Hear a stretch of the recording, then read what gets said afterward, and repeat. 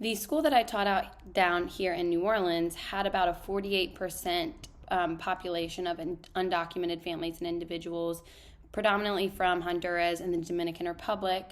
And a lot of them spoke Spanish as their first language. When we started the school, we were out in the community nearest to them in the east of New Orleans. But then on year 4, when I started teaching, we were moved across town, very far from their homes and their community.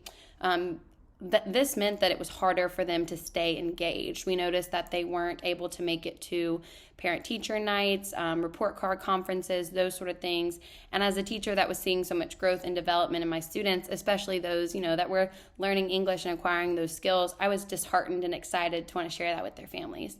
So I went to the principal and the board, myself and another teacher, with an idea to host report card conferences out in their local community center. And so we hired outsourced some translators, because unfortunately we did not have any within our school.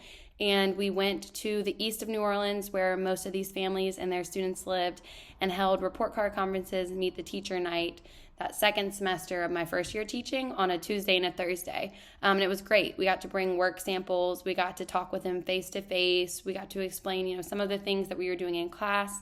And really the biggest takeaway was that I learned that there was many, many gaps in understanding and communication.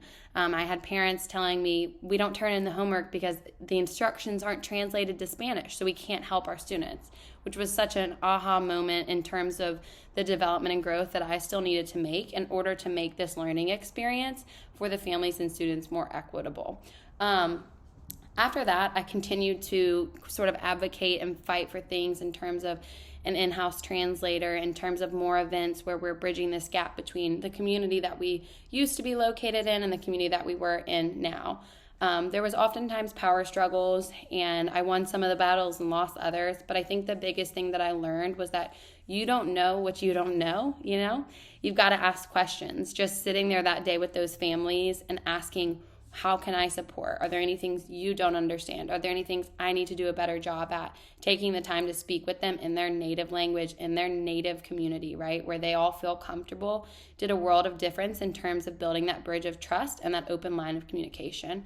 I believe I would take that with me in any job that I have now and in any experience I have going forward, and just remind myself that you don't know what people are showing up with. You don't know what you don't know until you ask. And there's always room for growth. There's always room to be a better support and a better advocate for those equitable and inclusive experiences.